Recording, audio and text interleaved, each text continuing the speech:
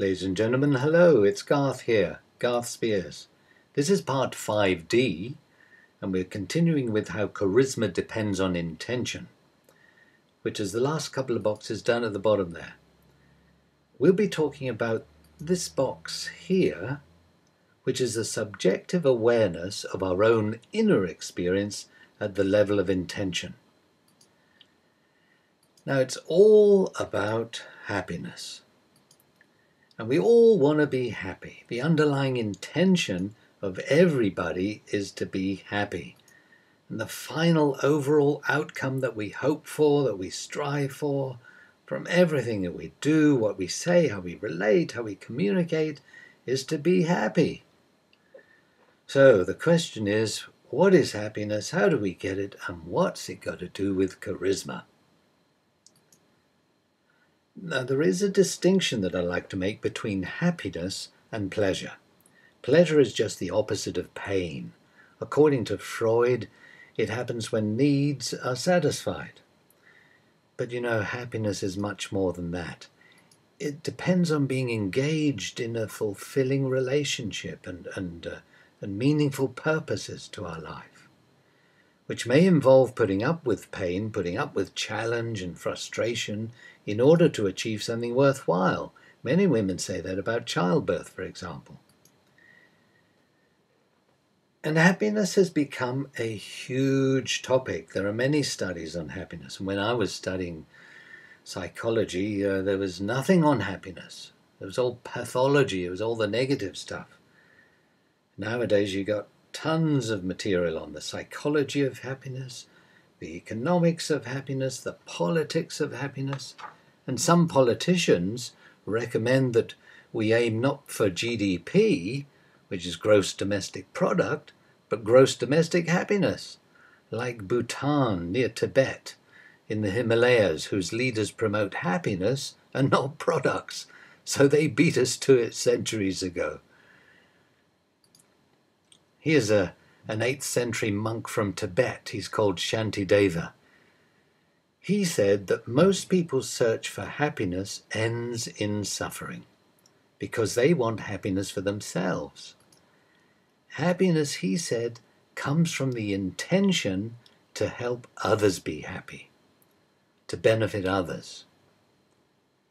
And such a benevolent intention is like sunshine, and the more we wish for that and try and bring it about, the less importance we give to me, our own ego strivings.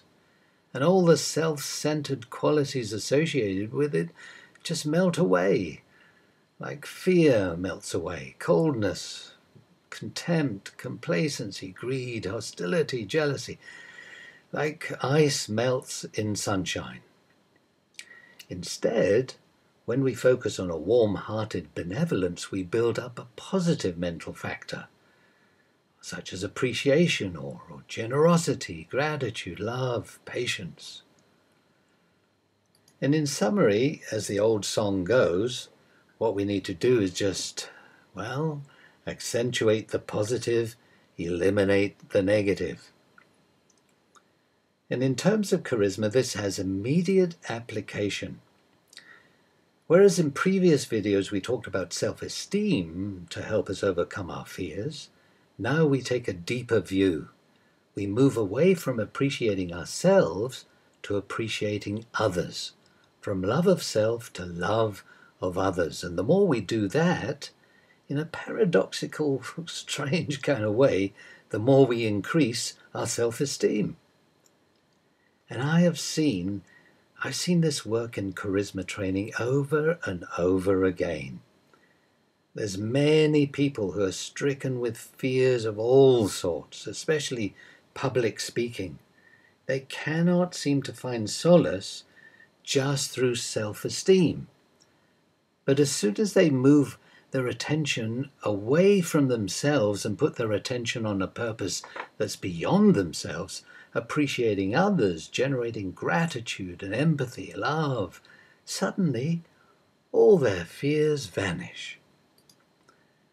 Like the lotus, we grow out of the mud of self-centered preoccupations into the sunshine of love. And we do that by choosing happiness as our intention and benefit others.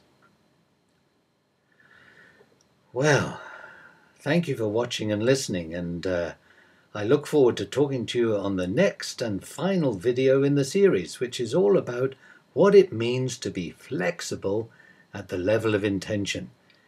And in the meantime, here's the song, Accentuate the Positive, Eliminate the Negative. Got to accentuate the positive, eliminate the negative, and latch on to the affirmative. Don't mess with Mr. In Between. Got to spread joy up to the maximum, bring gloom down to the minimum, and have faith, or pandemonium is liable to walk above the stream. To illustrate my last remark, Jonah in the whale, Noah in the ark. Well, what did they do just when everything looked so dark? Man, they said you gotta accentuate the positive, eliminate the negative, and latch on to the affirmative, and don't mess with Mr. In Between. No, don't mess with Mr. In Between. To